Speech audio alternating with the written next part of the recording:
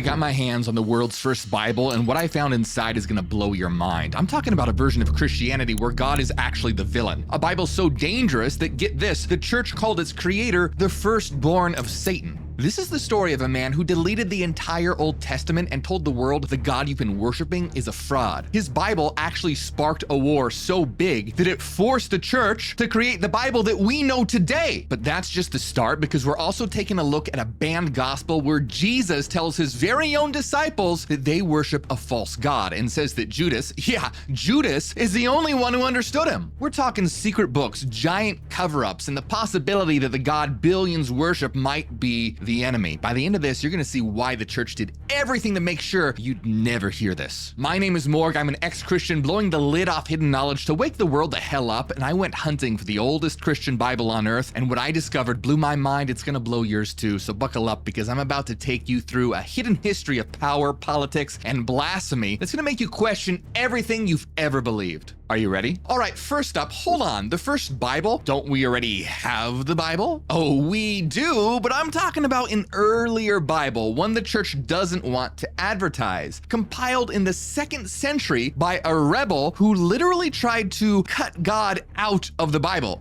I'm not joking. This forgotten Bible sparked an all-out war in the early church. It was so controversial that its creator was branded the firstborn of Satan by Saint Polycarp, and all his books were ordered burned. Let me ask you this. Have you ever heard of a guy called Marcion? Well, neither had I, because they didn't want you to. But in 150 AD, St. Justin Martyr himself was losing his holy mind over this guy. There is Marcion, who is even now teaching his disciples to believe in some other god greater than the creator, and he has caused many to blaspheme and to deny that God is the maker of the universe. Yeah, so in other words, Marcion was running around the ancient world yelling, the God you worship is not the good guy, he's the villain, and there's a hidden God greater than him. And people were listening. How is nobody talking about this? The world's first Christian Bible, the original, was created by a guy who straight up said, God is the bad guy, and there's a secret higher God you've never been told about. I mean, wake the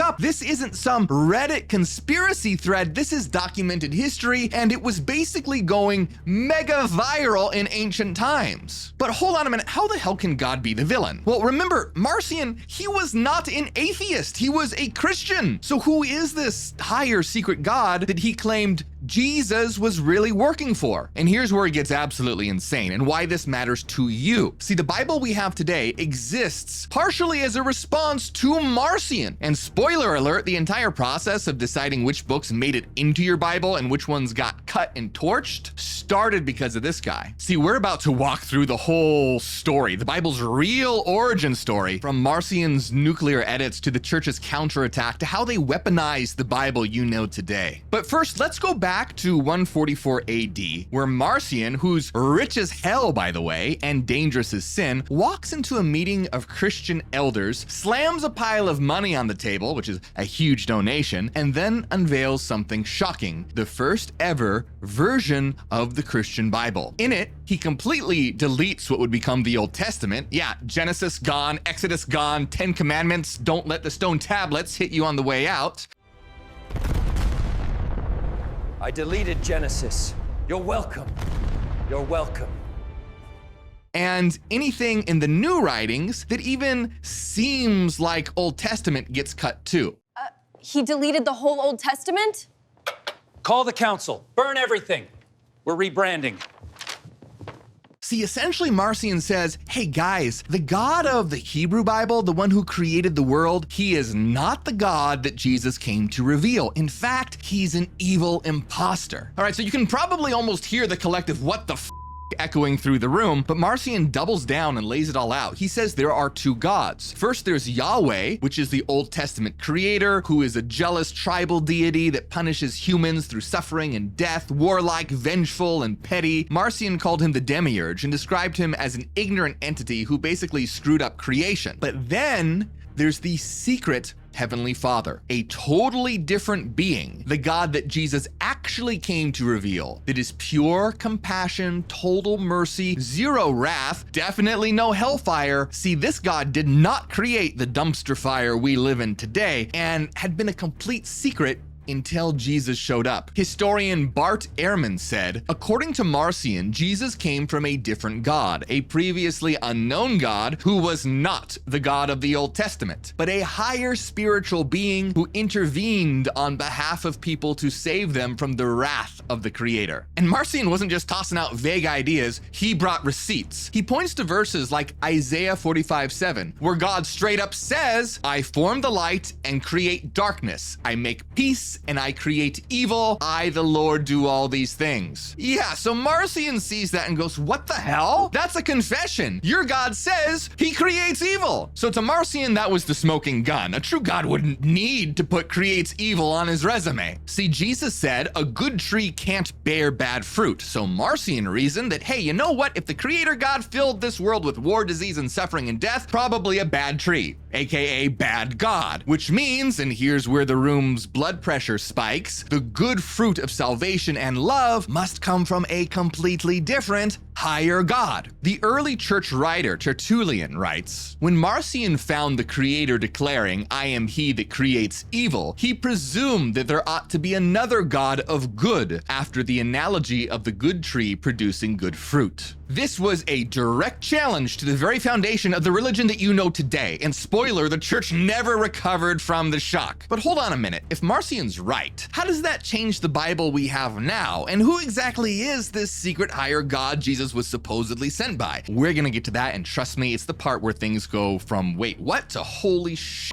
See, Marcion basically splits reality in two, the physical world made by an ignorant, evil God, and a spiritual world revealed by Christ's true God. Mind blown yet? Well, it gets crazier. See, Marcion didn't just notice a few little differences in what would become the Old Testament and the New. He saw direct contradictions, and to him, they weren't accidents, they were proof there were two different gods at play. So let's look at one of the most famous. In the Old Testament, Exodus 21:24, God says, an eye for an eye, a tooth for a tooth, hand for hand, and foot for foot. So Yahweh's law is pretty damn clear. If you injure me, I get to injure you back equally. That's divine justice according to the so-called Creator. Now here's Jesus in Matthew 5:38-39. You have heard it was said, eye for eye and tooth for tooth, but I tell you, do not resist an evil person. If anyone slaps you on the right cheek, turn to them the other cheek also. Right. Turn the other cheek. Smite! Okay, now regardless if you agree with that or not, think about this. Jesus quotes Yahweh's law and then literally says it's wrong. He said God was wrong. Not, let me explain what God really meant. No, he flat out says, but I tell you, and replaces it with the total opposite. That's a rejection. Why the hell does no one talk about this? Well, 2,000 years ago, one guy did talk about it, Marcion. He pointed at this and said, see, these are two different gods. The violent one in the Old Testament is not the same as the God of love that Jesus is revealing. See, the Old Testament God floods the earth out of wrath, has all the firstborn children of Egypt literally killed. Meanwhile, Jesus is hanging out with sinners and says, love your enemies. The contrast is black and white, and Marcion was like, wake up, people, these can't be the same being. And if you think that's crazy, wait until you see this. In your Bible, Matthew 5:17 says, think not that I am come to destroy the law of the prophets. I am not come to destroy, but to fulfill. So that's Jesus supposedly saying, hey, relax, guys. I'm not here to smash the Old Testament law. I'm here to complete it. Sounds nice, safe, and church approved. But in Marcion's version of the gospel, it's flipped on its head. It says, think not that I am come to fulfill the law or the prophets. I am not come to fulfill, but to destroy. Jesus, didn't you come to fulfill the law? I came to destroy that shit! Woo! Marcion's Jesus is not honoring the law. He's walking in with a goddamn wrecking ball.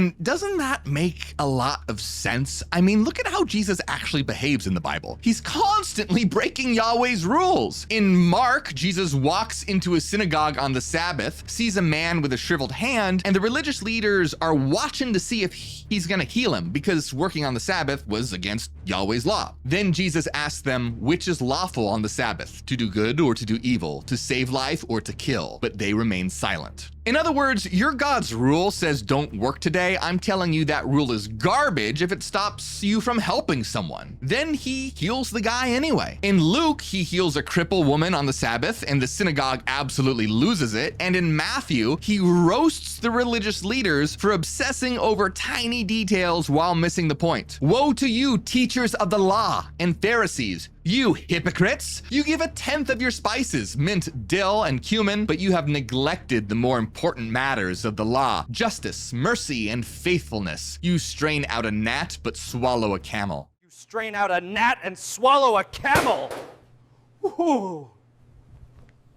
I ordered the soup. Marcion looked at all this and went, obviously, Jesus is not playing for Team Yahweh. He's calling out the God of the Old Testament and dismantling his rulebook in real time. And once you put all that together with all the other contradictions, you start to see why the church didn't just disagree with Marcion, they went DEFCON 1. But Marcion was not just all talk, not at all. He had a damn good plan. He didn't just preach about this secret higher God, he publishes the first Christian Bible. Yeah, you heard me right. The very first Bible was his. It had exactly 11 books and looked nothing like the one you know today. Inside of it was the Evangelicon, and besides sounding like a badass anime show, it was a trimmed down Gospel of Luke. Then there was the Apostolicon, which were 10 letters from Paul, and that's it. No Matthew, no Mark, no John, no Acts, no Revelation, and absolutely no Old Testament God. Marcion thought the Old Testament scriptures were so toxic, they actually harmed faith. He even wrote a book called Antitheses, lining up Old Testament verses next to Jesus's words to prove they were totally incompatible. Now, I want you to put yourselves in the shoes of the early church leaders at the time. See, Marcion is not a nobody. He is a rich as hell shipmaster and the son of a bishop, and he's throwing cash around to spread his teachings. And guess what? People are joining his movement. Justin Martyr himself said, many of every nation were swayed by Marcion. And hey, this is not just me hyping it up. Bart Ehrman, one of the top New Testament scholars alive, straight up says Marcion had a huge following. In some parts of the Christian world at the end of the 2nd century, there were apparently more Marcionites than other kinds of Christian. Do you get how insane that is? Marcion was not some fringe heretic skulking around in the shadows. In some regions, he was not the outsider, he was the literal majority. There were places in the Christian world where his version of Christianity was more popular than the one that became Orthodox. And what if we picked the wrong religion?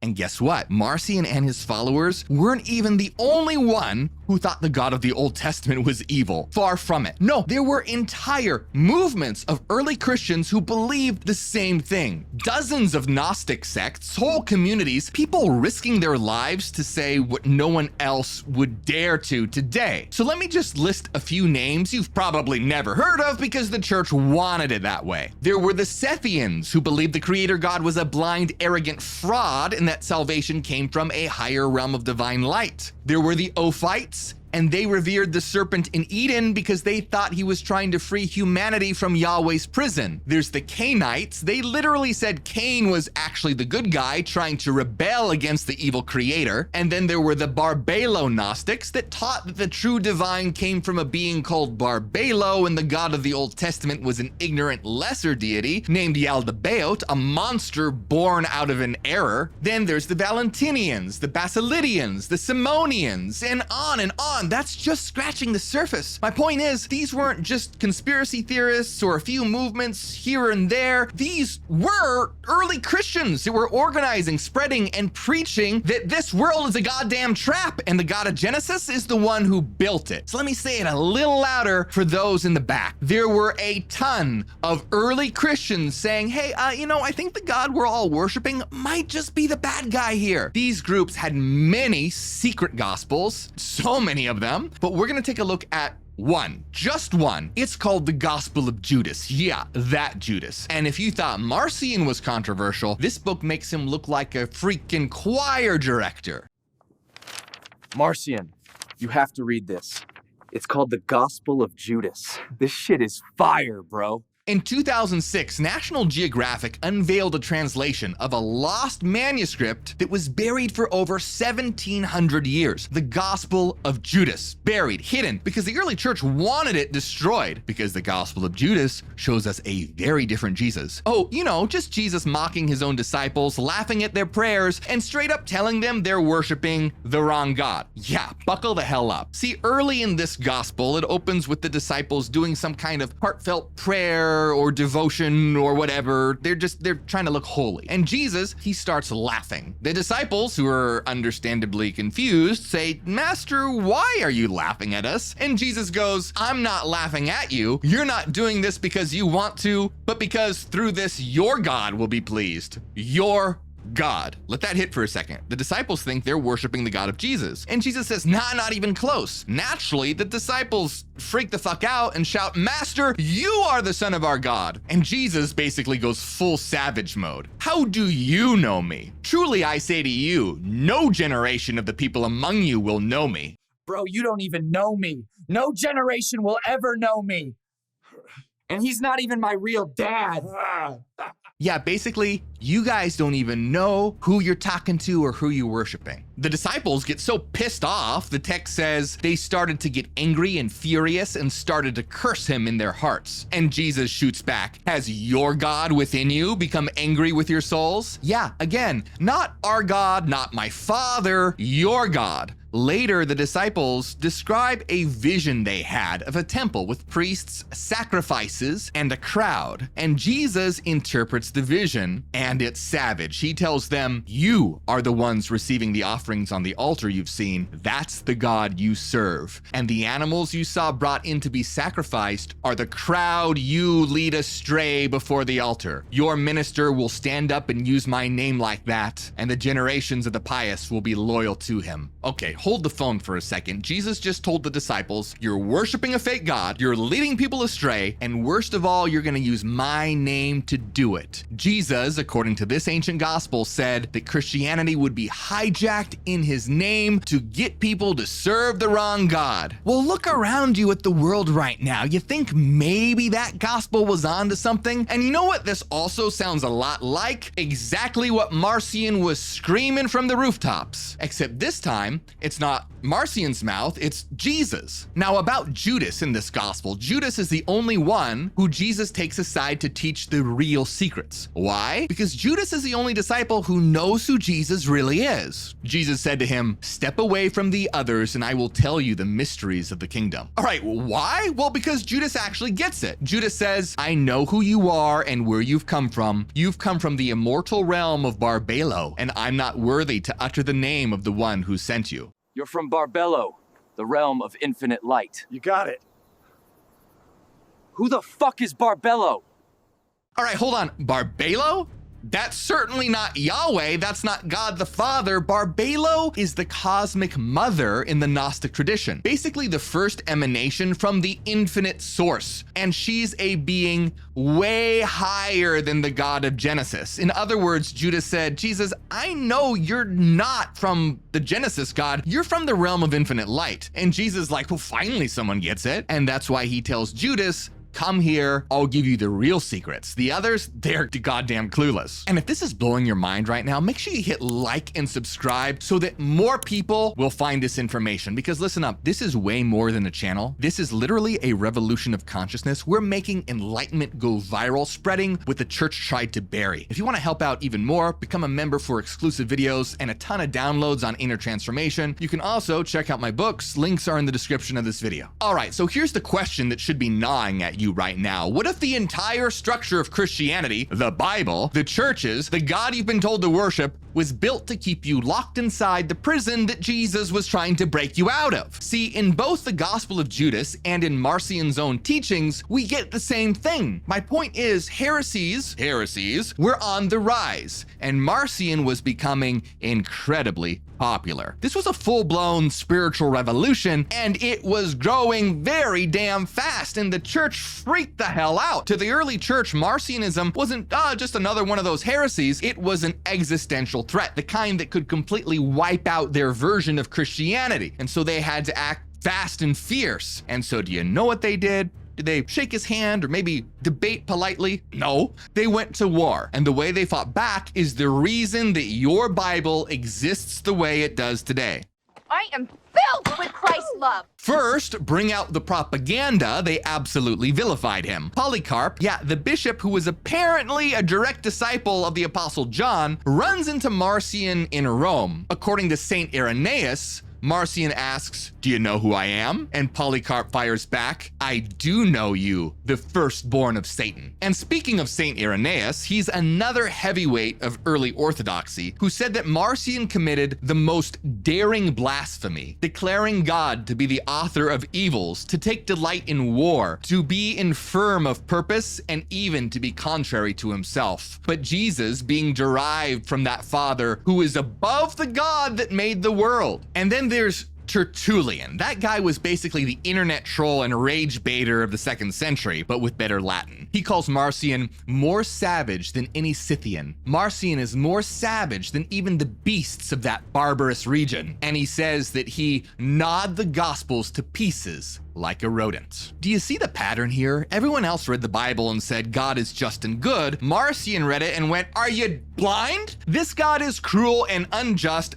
There's a better one." He was basically trying to cancel Yahweh 1800 years before Twitter was a thing. And it worked. For a while, Marcion's movement spread like fire. Entire communities, the Marcionites, popped up across the empire. They rejected the scriptures that would become the Old Testament completely, baptized only in the name of Christ, and freaked out their neighbors with their radical views. And think about it, Marcion wasn't a YouTube channel with 84 subscribers and a conspiracy blog. For decades, his churches were competing head-to-head with the Orthodox Church, and in some regions they were winning. His version of Jesus, the one who came to destroy the law, not to fulfill it, was going viral in the ancient world. So what did they do? They started rewriting the narrative. Literally, they reshaped the Bible to erase Marcion's influence and shore up their version of Jesus.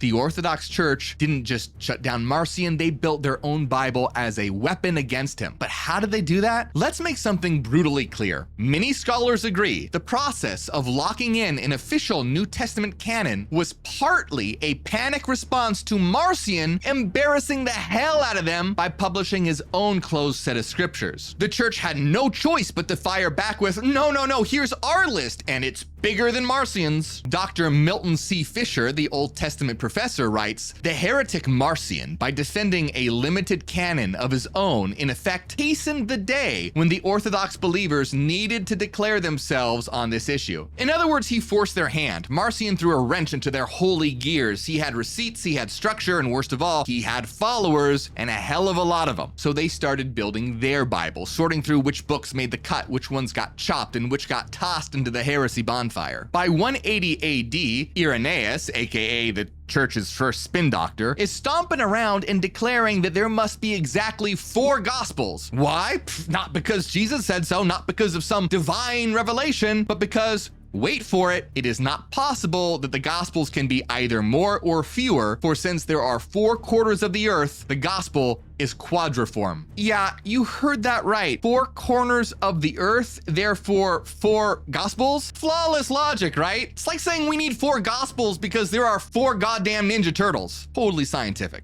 And here's the dirty little secret no one likes to talk about. The Gospels themselves were originally anonymous. Bart Ehrman, who remember is a respected biblical scholar, not some fringe Reddit commenter, said there is no concrete evidence that the Gospels received their familiar names early on. See, it wasn't until well into the 2nd century, after Justin Martyr, that we start to see them referred to as the Gospels of Matthew, Mark, Luke, and John. As Bart Ehrman notes, once Christians had a bunch of different Gospels in circulation, it became important to stress that this or that Gospel was the one that got it right. And to do that, readers, editors, and scribes assigned names to earlier Gospels to show that the people delivering the teaching knew what he was talking about. And guess who helped make that happen? Irenaeus again. As Ehrman explains, once Christians had a bunch of competing gospels, it became vital to prove their chosen four were the real ones. So they slapped on names of trusted apostles and companions to them, branding the anonymous works like products in some kind of marketing campaign. And guess what? It works so damn well that most Christians today don't even realize that the names were very much likely added later. So yeah, the church didn't just fight Marcion with sermons, they rewrote the playbook literally. So over the next 2 centuries, the church began holding councils, backroom holy meetings, sorting through which books made the cut and which got excommunicated into oblivion. And by the time we hit the 4th century, Constantine legalizes Christianity. Suddenly the bishops aren't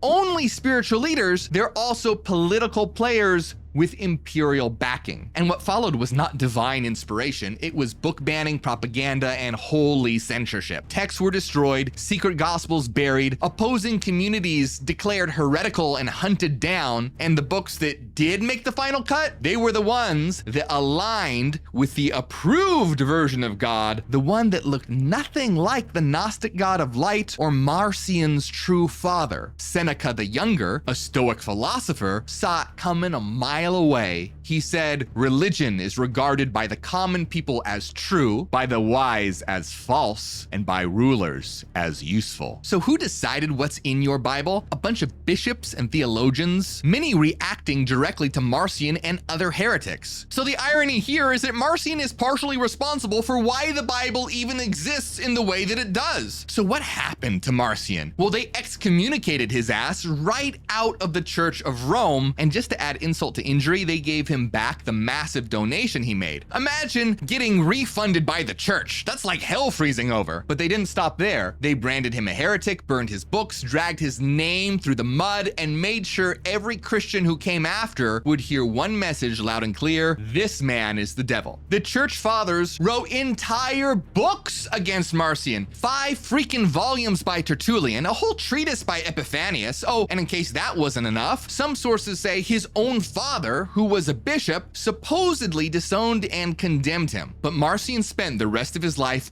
organizing his communities, which persisted for centuries, but were increasingly driven underground. The Orthodox fought Marcionites relentlessly, and over time, Marcion's following dwindled, especially after Christianity became aligned with the Roman Empire and could actively crush heresies. But you'd think that was the end, right? Wrong. See, the church might have won that battle. Marcion was excommunicated, his movement driven underground, case closed, right? Nope, because centuries later, when the church thought it was safe, thought that they'd buried the heresy forever, Marcionism came back. And this time, it leveled the hell up, because these new heretics weren't just saying Yahweh wasn't the true God, they were saying Yahweh is literally the devil. See, fast forward to the 12th and 13th centuries. A group of mysterious Christians rise in the south of France, calling themselves the Cathars, which comes from the Greek word for the pure ones. But to the Catholic Church, they were spiritual nukes waiting to go off. So here's the deal.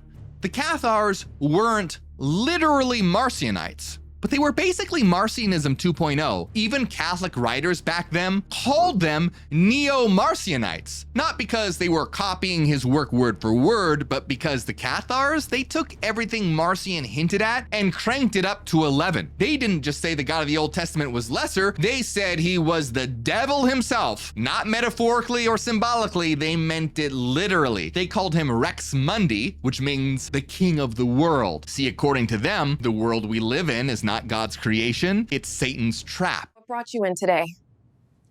I think my God might be the devil. Yeah, no shit. So let that settle in for a second. They believed that we're not humans at all, that we're actually fallen angels, that were tricked into being born in the flesh by Satan, who then handed us a fake-ass Bible and said, worship me. See, this all comes from a banned book the church tried to erase called The Secret Supper, or Interrogatio Johannes. It was literally found in the halls of the Inquisition. And what's inside this book? Oh, you know, just Jesus revealing the ultimate cosmic scam. See, the Cathars believed that Jesus was sent by the true God, the God of light, to expose the lie, that this world isn't holy, that it's actually hell in disguise. See, according to the Cathars, even the 10 commandments given to Moses were a deception from Satan. When Moses went up to Mount Sinai, he wasn't meeting the real God at all, but Satan in disguise. The Secret Supper says, but then did the devil proclaim unto him, Moses, his Godhead, and unto his people, and commanded a law to be given unto the children of Israel. The devil even tricks Enoch into creating all these fake scriptures with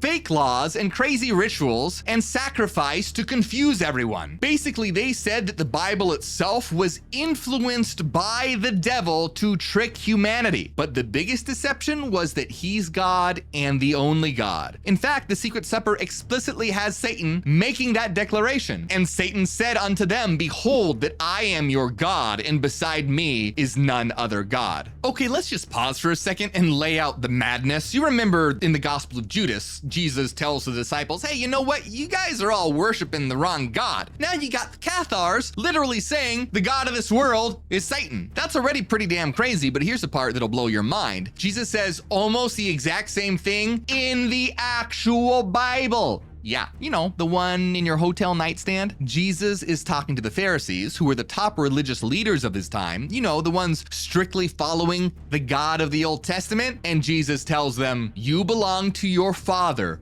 the devil, and you want to carry out your father's desires. What the hell? That is Jesus looking at the most devoted Yahweh worshipers and saying, you're on Team Satan. And that's in the Bible. Let's get nuclear here. The Bible itself, like actual scripture, not Gnostic or Cathar stuff, literally calls Satan the ruler of this world. In John 12:31, Jesus says, now the ruler of this world will be cast out. And just in case you think that's a one-off, Paul doubles down hard in 2 Corinthians. The God of this world has blinded the minds of the unbelievers to keep them from seeing the light of the gospel of the glory of Christ, who is the image of God. And if that's not enough, in the Bible, the devil literally tries to give the world to Jesus in exchange for his worship. The devil showed him all the kingdoms of the world and their splendor. All this I will give to you, he said, if you bow down and worship me. So think about it. Why would the devil offer Jesus the world unless he was the one who built it? And Jesus doesn't even say, you can't give that, it's not yours. He just says no. And doesn't a guy obsessed with being worshipped sound a lot like, I don't know, the God of the Old Testament? Who have we really been worshiping all along? Well, the Cathars believe the church was literally run by the devil. They rejected the cross, rejected water baptism, rejected the entire Catholic power structure, and they lived like it. No popes, no priests. They taught men and women equally. They believed in reincarnation and spiritual transcendence, not obedience to earthly authority. The Cathars' teachings lined up perfectly with the Gospel of Judas, with the Gnostics, with Marcion. Sure, there are some differences, but they agreed with the idea that Jesus came to destroy the work of the Old Testament God, not fulfill it. And for a time, the Cathars thrived until, guess what? The church launched an actual crusade against them, like a full-blown war. We're thinking Holy Land theme park, big cross out front. Oh, you mean the thing I literally died on? Great idea. Why don't we just have everyone wear them on their necks too? You've heard of the Crusades to reclaim the Holy Land, right? Well, this one was to slaughter Christians in France for the crime of saying God might actually be the devil. Okay, so let's rip the theological band-aid off. What if the world's first Bible, the one whose creator called God an evil imposter and claimed Jesus came from a higher realm, was actually right? And what if the God you've been told to worship, the one you were told to fear, obey, and sing praise songs to like he's your cosmic sugar daddy, was never the good guy at all? What if Jesus didn't come here to build a megachurch, but to burn the old system to the ground? Let's just crack open the Bible itself. You know, the one the church gave you. In Luke, Jesus says, I have come to set the world on fire, and I wish it were already burning. Do you think I came to bring peace on earth? No, I tell you, but division. It says Jesus came to set fire on the world. Jesus is metal as fuck, bro. This is Molotov cocktail Jesus. This is revolutionary Jesus. That's Jesus lighting a match and saying, let's go. I came to set the world on fire and wish it were already burning. Sir, this is arson. It's called enlightenment, bro. Then in Matthew, he says, do not suppose I have come to bring peace to the earth. I did not come to bring peace, but a sword. This is Jesus walking into the Old Testament's territory and saying, not today, Satan. Not today, Satan. Not today. Not exactly the bedtime story Jesus from Sunday school, huh? And that's from the Bible itself. All right, okay, what the hell is going on here? Let's take a step back. Are we saying that this is literally true? That God is actually the devil and Satan built the world and that we're all trapped in some kind of cosmic psyop? Well, here's the answer that no preacher wants to give you. You don't have to believe anything. You just have to use your damn brain. Stop blindly trusting some book just because it's old. Stop believing a guy in a fancy robe and hat because he knows Latin. You're not a sheep. You're not a pawn. You have the ability to think, so use it. Let me ask you something. If a God demands that you stone sinners, oppress women, slaughter other tribes, condone slavery, and burns most of humanity in hell for eternity, is that really a good God? I mean, come on. How obvious can you get? Let's go to the Bible itself, straight from the so-called Holy Scriptures. Now go, attack the Amalekites, and totally destroy all that belongs to them. Do not spare them. Put to death men and women, children and infants, cattle and sheep, camels and donkeys. Infants, babies.